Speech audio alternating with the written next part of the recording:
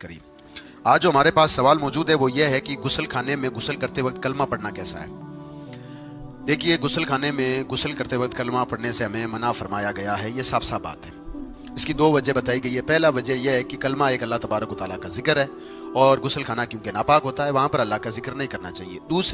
दूसरी वजह या दूसरा रीज़न उसका यह है कि हर एक आदमी हो या औरत हो, उसके साथ दो फरिश्ते रहते हैं जो कि नेकियां और बुराइयां लिखते हैं, जिनको किरामन कातिबीन कहा जाता है। और जाहिर सी बात है, आप सबको मालूम है, जब आप गुस्ल खाने में होते हैं तो आपके जिस्म पर कोई कपड़ा भी नहीं रहता है, तो फरिश्तों को हया आती है। इसलिए फरमाया गया कि जब आप गुस्ल खाने में हो तो कलमा पढ़ने की इजाज़त नहीं है। तो कलमा पढ़ने की इजाज़त नहीं है तो फिर दुनियावी बातें करने की कोई इजाज़त नहीं है। तो जब भी आप गुस्ल खाने में जाएं, खासकर वो लोग जो कि मोबाइल वगैरह साथ में लेकर जाते हैं और नहाते वक्त MP3 या फिर यूट्यूब वगैरह पे कोई एक गाना हो या फिर नाज शरीफ हो, कुछ भी जायज़ नहीं है कि अंदर जाकर के वो चला कर गाना चल रहा होता है या फिर कुछ चल रहा होता है और वो खुद नहाते रहते हैं। ये सारी की सारी चीज़ें गलत है। सही तरीका ये है कि आप जब गुस्ल खाने में जाएं तो आराम से बैठ करके सुन्नती तौर के तरीके से गुस्ल करें।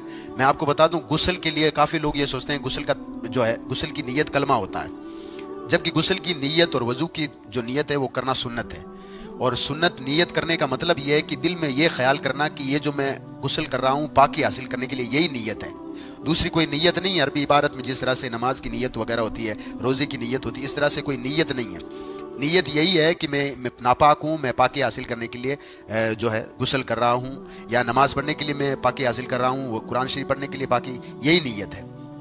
अब अगर लोग ये सोचकर कलमा पढ़ रहे हैं कि जब तक कलमा नहीं पढ़ा जाएगा तब तक पाक नहीं होगा, तो मैं आपको बता दूं, अगर आप नापाक हैं तो आप पाकी सिर्फ और सिर्फ पानी से हासिल कर सकते हैं, यानी आप तहारत सिर्फ पानी से हासिल कर सकते हैं। वो जब पानी पाक होगा तब आप खुद पाक हो जाएंगे।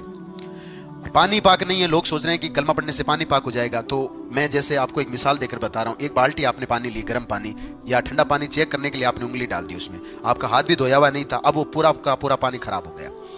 अब आप उस पर चाहे एक नहीं बल्कि 70 मरतबा कलमा पढ़ते रहें, आपका पानी पाक नहीं होगा। अब आपको करना वही पड़ेगा कि वो सारा का सारा पानी गिरा करके उसमें दूसरा पानी भरना पड़ेगा, या फिर उसमें आप टूटी चलाते रहें यहाँ तक कि जितना पानी बाल्टी में था बाहर गिर जाए। ये उस का तरीका इंशाल्लाह कभी और बताऊंगा मैं।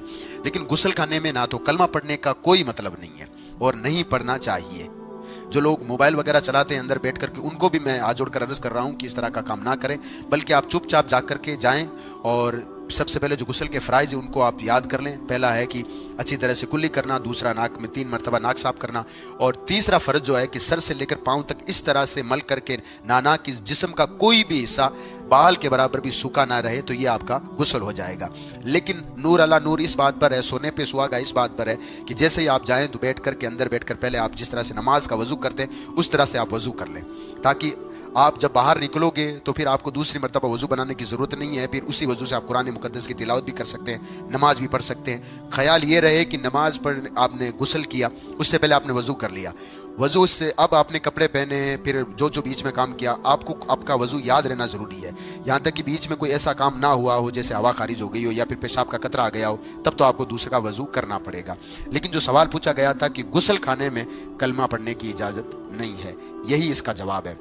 और बाकी आपको पानी से हासिल होगी, ना कि कलमे से।